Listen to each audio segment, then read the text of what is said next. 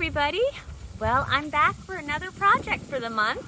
I hope you guys are doing well, and I hope you enjoy the project that we're going to work on this month. I decided to do something a little different we haven't done yet this year. We're going to do a little bit of optical art. And basically what that is, it's just doing a project that creates an illusion with your eyes.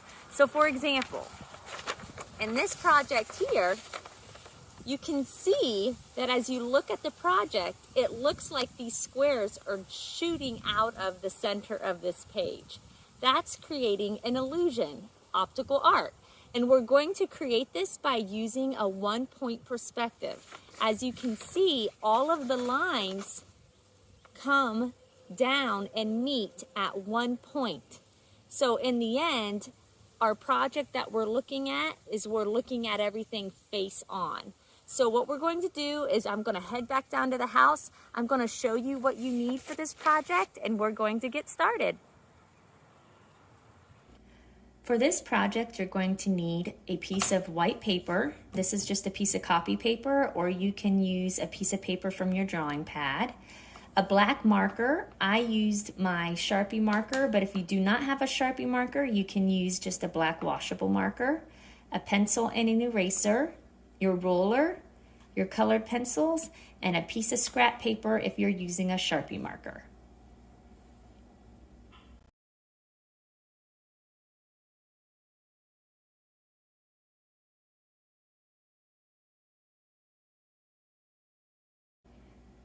The first step to doing our project is we're going to put our point on our paper where all our lines are going to come from. So I chose to put my point in the middle of my paper. So you can basically just eye this.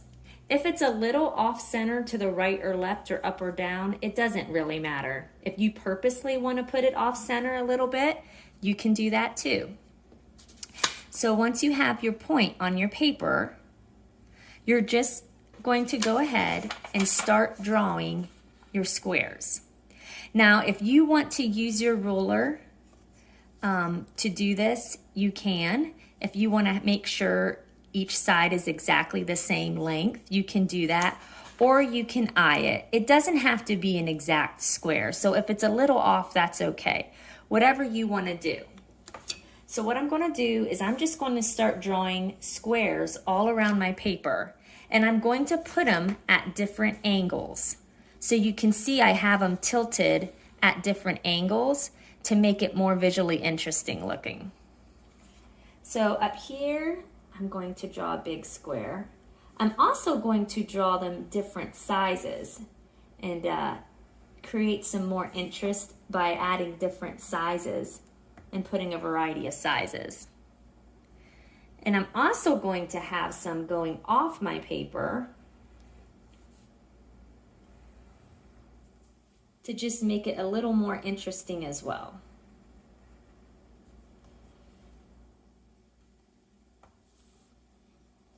Now I'm just eyeing this, trying to get this as square as I can, but as you can see, you may need to erase a little bit and just fix a line. That's okay. In saying that, make sure you're pressing lightly on your paper. Now I'm pressing pretty hard because I want you to see it on camera, but again, press lightly with your pencil because those lines you erase will leave indentations in your paper, and that can come through your project later on when you go into color. So let's see, I have two here. Maybe I'll just put another big one down here.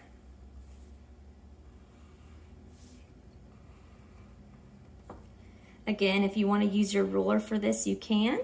For time's sake, I'm just kind of drawing them by hand. And you can see how I'm just kind of scattering them around the paper, and you can put some closer to your center point as well. So maybe I want to put one closer in like this, and I'll make this one like a really small one.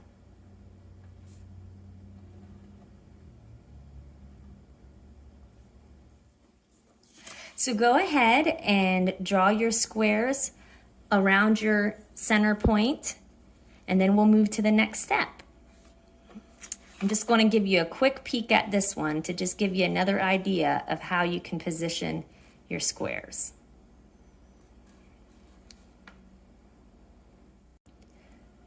Okay, once you have all your squares drawn and put into place, it's now time to connect the squares with your dot. So what we're going to do is we're going to take our ruler. Now, if you don't have a ruler, you can just use any sort of straight edge, something that has a straight edge on it. And we're going to go to the corners of our squares, and we're going to line up the corner of our square with our point. And my point here is in the center. Once I have those 2 points lined up, I'm going to draw a line, and I'm going to connect that corner of the square with my point. Just like that. And now I'm going to go to the next corner, and I'm going to do the same thing. I'm going to line up the corner of my square with my center point, and I'm going to connect it with a straight line. So you should have something that looks like that. Now when you go to draw the lines connecting your squares to your center point, I would advise that you start with your closest squares first to that center. That way, as you go outwards, you're not drawing your lines from the bigger squares on the outside through your little squares in the center. So for example, I'm going to come here and I'm going to connect this little square to my center point by lining up my 2 corners here. And at this point, that's really the only one that's closest to the center. All my other ones are farther out. But you can see here, when I go connect to this line, when I connect this corner of the square here to my center point, I'm going to run into this smaller square, and I'm going to want to stop. You're not going to want to draw your line through that square. So I just will stop when I hit that square.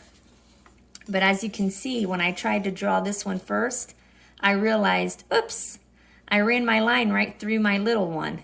So all I had to do was go up, just erase it, and go do that smaller one first. But again, do the ones that are closest to your point first, and then just move outwards. And that hopefully will avoid that from happening. If it happens, no big deal. You just use your eraser. Again, you just want to press lightly with your pencil. So if you do have to erase, your lines don't show. Because as you can see, because I'm pressing dark to have it show up on the video, you can see those lines still after I erase it. One more thing I want to point out to you when you're connecting your squares to your center point is you may have, depending on the angle you drew your square at, you may have some squares that have 3 lines that connect instead of 2. So for example, this square right here, I connected my first corner, but as you can see, I have my second corner to connect. Again, I'm going to stop when I hit that little square there. And then I'm going to come over here and I'm going to connect my third corner.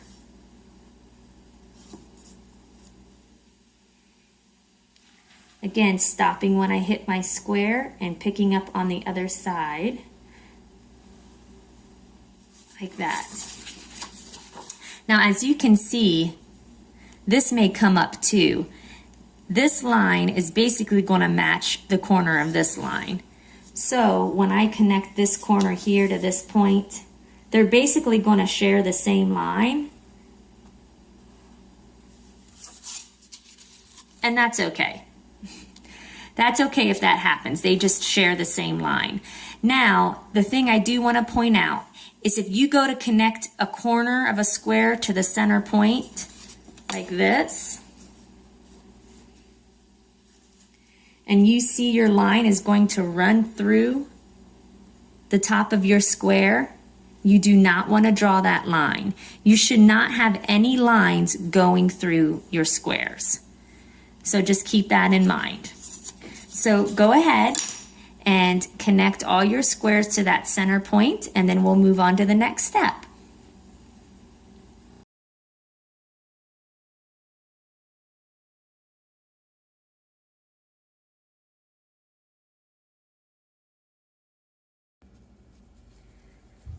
Once you have all your squares connected to your center point, the next step is deciding on how you want to design your squares. Now, as you can see here, I just used some different patterns and designs for some of my squares, but then I decided to put some letters on the top of some of my squares and spell the word art. So maybe you'd want to put your initials, or you'd want to put FCA or the year 2021. You could do something like that and mix it up and make it fun that way. So go ahead and take your pencil and just start deciding on how you want to design your squares. And this is where you can kind of just have fun and make it your own. So maybe I'm going to put, can you see that? Let me scoot it up here a little bit. Maybe I'll just put some diagonal lines here. Again, if you want to use your ruler for this, you can.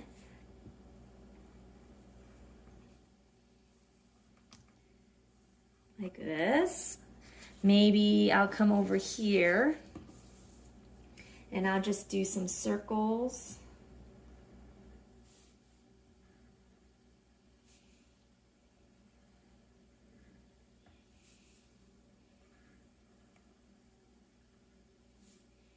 So again, you kind of just come up with your own ideas, your own patterns. Again, if you want to put a word or a number of some sort that means something to you, you could do that. Or you could just put all different kinds of patterns and designs. So go ahead, take your pencil and design the tops of your squares.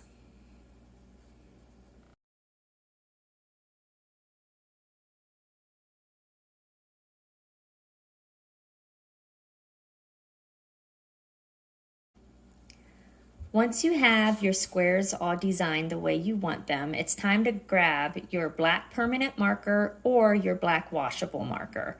Either one will work. If you're using a permanent marker, go ahead and grab your scrap piece of paper to put underneath your project so it doesn't bleed onto your work surface. And what we're going to do is we're going to outline all our pencil lines with marker because we want these lines to really stand out and pop. And as you can see, I went ahead and I colored all my squares in with black. So I kept them black and white because I wanted that contrast of the black and white with the color to really make this look like it's jumping out at you. So again, the fact that all of these lines are connected at one point, which is the 1 point perspective, it makes these squares look like they're just jumping out of the page. So go ahead, take your black marker, whether it's washable or permanent, and go ahead and trace all your lines and go ahead and color in your designs as well.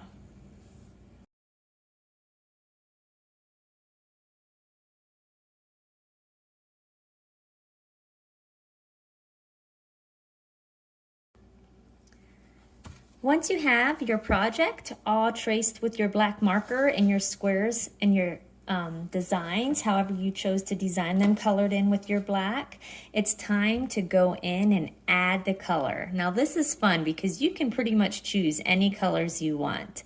I went with a nice mix of colors using warm and cool colors. Warm being the yellow and the oranges and reds, and the cool being the blues and the purples and greens. So this is where you can kind of use whatever colors you want. The one thing I do want to note is to help with that illusion that these are jumping out from the page, the closer you get to the center point, the darker your color should get. So the farther away it gets from you, the darker it should become. So as you can see, when I colored these in, I put the darker color at the bottom towards that center point. And as I got closer up to the top, to the square, I made my color get lighter. Now here you can see I used dark green and then transitioned into light green. But because I only had one shade of yellow, I used my oranges and red oranges here, and then I jumped into my yellow as I got closer to the top. So again, I'm going to just take my darker color and I'm going to start at the bottom here. And I'm just going to color in some orange on this one. Can you guys see that? Oh, let me scoot it up here a little bit. Sorry guys, I was almost out of the frame there. Okay, so I'm going to bring it up close to halfway. And then I'm going to go ahead and I'm going to grab my yellow pencil. And I am going to not only color in the top of it yellow, but I'm going to blend my yellow down into that orange and just pull these two colors together. So again, think about your blending while you're coloring your project, blending those colors together. Now, if you finish this and you realize, oh, I'd like my bottom to be just a little darker than it is, you can go ahead and maybe I'll grab some red, and I'll just put a little red down here at the bottom to just make it a little darker. And there you have it. And then again, you just go to the next one and pick a different color. Maybe I want to make this one green. So I'm going to start with my dark green.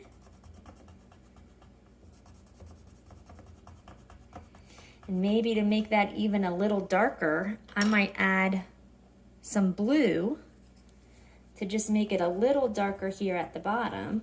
You could use blue or purple, either one of those would work. I'm going to blend those colors together, and then I'm going to bring up my dark green a little more.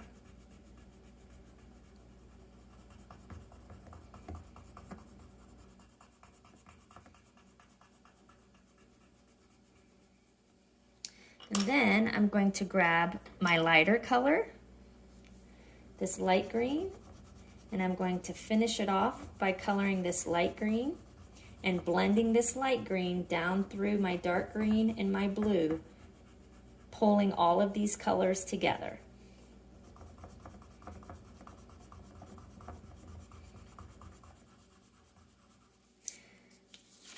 And then once I finish this one, I just move on to the next one. Now some of your squares may have two sides.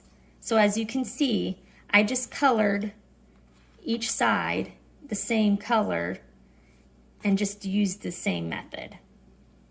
So go ahead and grab your colored pencils and have fun coloring in your project. Well, I hope you guys enjoyed doing some optical art with me this month. I am so excited to see your projects and what you guys came up with. Well, Lord willing, I will see you next month with our last art project for the year. Isn't that crazy? I can't believe it. Well, I hope you guys enjoy your month of April, and Lord willing, I will see you then. Take care. Bye.